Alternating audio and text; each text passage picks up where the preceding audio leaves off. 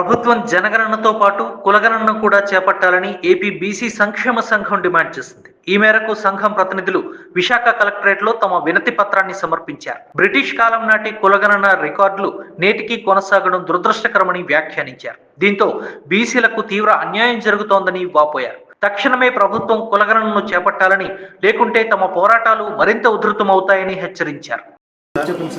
Andhra Pradesh BC సంక్షేమ సంఘం శ్రీ గౌరవ అధ్యక్షులు కేశినేని శంకర్రావు గారి ఆధ్వర్యంలో 26 జిల్లాలు ఈరోజు జనగణనతో పాటు కులగణన కూడా చేపట్టాలని చెప్పి మొత్తం ఈరోజు అన్ని కలెక్టర్ ఆఫీసులకి మెమోరాండం ఇవ్వడం జరిగింది.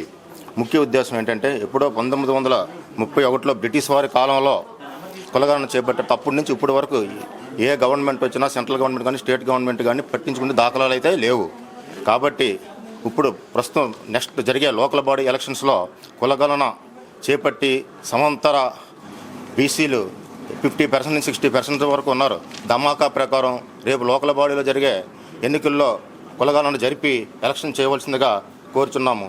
అలాగే బీసీ సంక్షేమ సంఘం అధ్యక్షులు కేశినేని శంకర్రావు గారు రేపు నెక్స్ట్ మంత్ 5-6 తారీఖుల్లో ఢిల్లీలో మోడీ గారిని, అమిత్ షా గారిని కలిసి ధర్నా చేయడం కార్యక్రమం కూడా 5-6 తారీఖుల్లో ఏర్పాటు చేయడం జరుగుతుంది. అలాగే అన్ని స్టేట్ల నుంచి, తెలంగాణ నుంచి, ఇతర అన్ని జిల్లాల నుంచి 5-6 తేదీల్లో ఢిల్లీ వెళ్ళి ఈ కార్యక్రమాన్ని జయప్రదం చేయాలని కోరుకుంటున్నాం.